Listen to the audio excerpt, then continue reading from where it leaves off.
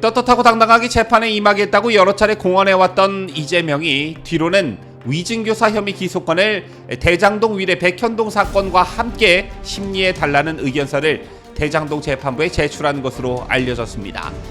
앞서 검찰이 같은 재판부에 별도 심리가 필요하다는 입장을 전달하자 병합 필요성을 재차 강조한 것으로 풀이되는데요. 아시다시피 재판의 병합 여부는 이재명의 정치적 생명과도 직결된 문제이기 때문에 재판 지연에 사활을 걸고 있는 분위기가 감지되고 있습니다.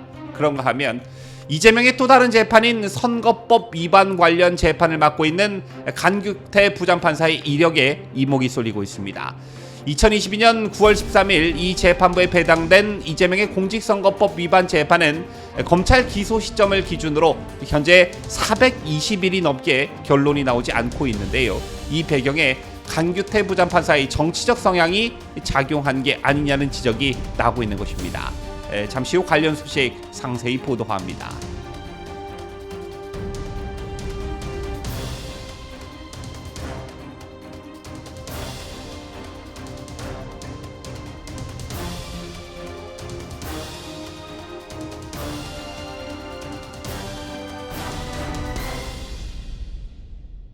시청자 여러분 안녕하십니까? 뉴스데일리 베스트 민앵커입니다.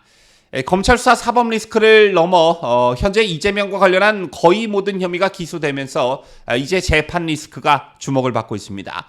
현재 이재명과 관련한 재판 리스크에서 파생되고 있는 이슈를 보면 이재명이 재판 출석에 불성실한 태도를 보이는 것 한 가지와 또 다른 쟁점으로는 재판 병합 문제가 있는데요. 이 모든 것의 목적과 초점은 재판 지연 전략에 따른 것이다 라는 것을 모르는 국민은 아마 안 계실 것입니다. 하지만 이것을 역설적으로 보면 이재명 본인도 재판 판결이 어떻게 나올 것이다 정도는 감을 잡고 있다는 얘기가 되는데, 이재명 본인이 결백하다면 계속해서 사법 리스크니 재판 리스크니 뭐니 하면서 시달릴 게 아니라 본인이 직접 나서 나는 결백하니 신속한 재판을 요청한다, 오히려 이렇게 나와야 정상인 것입니다. 자, 그런데 어떻게 하면 재판 결과를 최대한 늦출 수 있을까, 이것에만 골몰하고 있는 분위기인데요. 오늘 나온 보도만 봐도 그렇습니다. 이재명 측이 위증교사 혐의 기소권을 대장동 위례 백현동 사건과 함께 심리해달라는 의견서를 대장동 재판부에 제출했다는 보도가 오늘 있었습니다.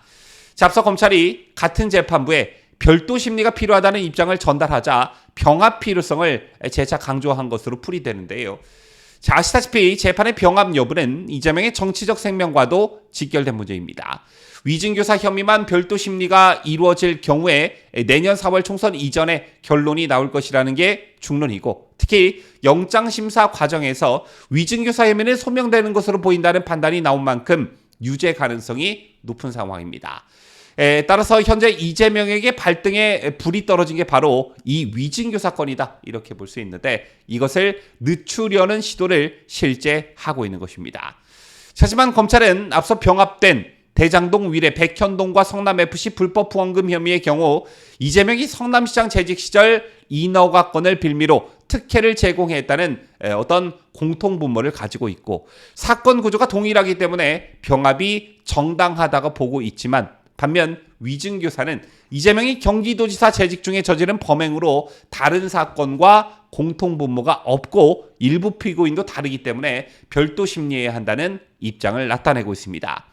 제2의 대장동 재판부는 지난달 30일 이재명이 대장동 위례 성남FC 불법 후원금 재판에 추가로 기소된 백현동 사건을 병합했지만, 별개로 기소된 위증교사 사건은 병합 여부를 결정하지 않고 있는 상황입니다.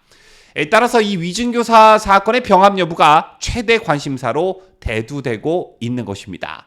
그런가 하면 이재명의 목을 죄는 또 다른 재판이 한 가지가 더 있죠. 바로 선거법 위반 관련 재판인데, 아시다시피 2022년 9월 13일 재판부에 배당된 이재명의 공직선거법 위반 재판은 검찰 기소 시점을 기준으로 현재 420일이 넘도록 1심 판결조차 나오지 않고 있습니다.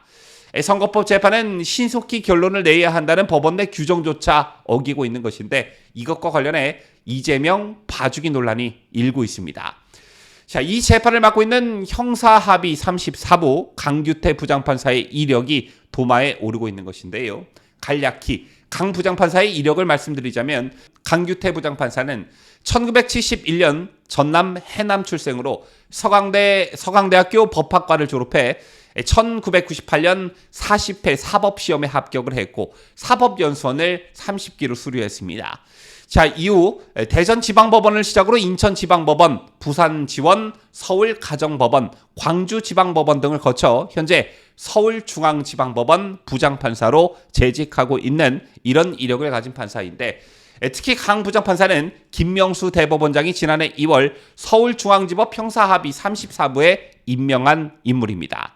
이력만 놓고 보면 의심을 사기 충분해 보이지요.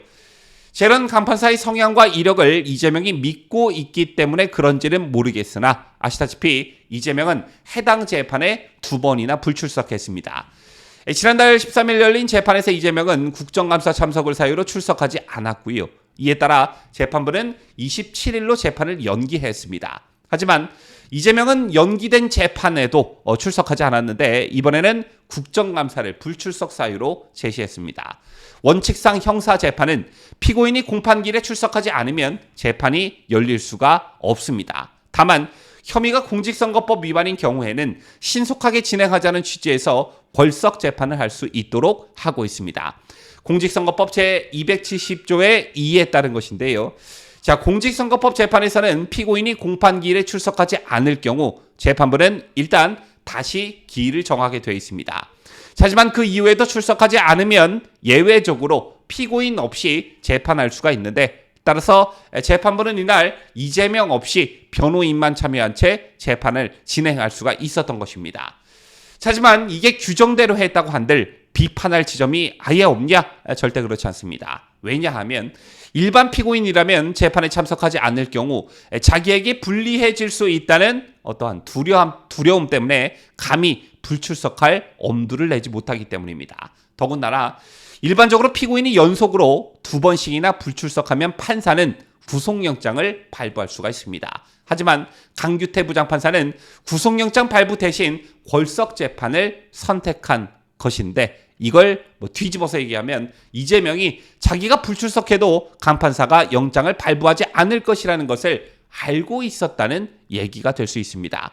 다시 말해 판사가 강직하고 법과 원칙에 따른 재판을 진행하는 사람으로 이재명에게 비춰졌다면 아무리 이재명이 제1야당 대표라고 한들 재판 불출석을 엄두도 못 낸다는 것이죠. 자, 이런 이재명의 행태에 대해 국정감사에 출석한 김정중 서울중앙지법 원장도 보기 드문 상황이 맞다, 이렇게 인정하기도 했습니다. 자, 지난해 9월 8일 김문기 성남도계공 처장을 몰랐다는 것과 관련해 기소된 이재명의 공직선거법 재판은 지난 3월 초에 첫 재판을 시작했습니다. 당시 강 부장판사는 2주일에 한 번씩 재판을 하겠다고 밝혔는데 6개월 안에 1심을 끝내야 한다는 공직선거법 강행 규정을 감안하면 애시당초 강 부장판사가 이재명을 봐주기로 작정했다, 이렇게 볼 수도 있는 것입니다. 그렇다고 해당 사건이 굉장히 복잡성을 띠는 것도 아니었죠. 종합해서 말씀드리자면 재판부의 노골적인 이재명 봐주기, 그리고 이런 재판부이기 때문에 마치 떡 주무르듯 재판부를 기망하고 아예 가지고 놀고 있는 이재명, 이런 진단이 딱 맞을 듯합니다. 지금까지 저는 자유대한민국을 수호하는 뉴스데일리 베스트 민앵커였습니다.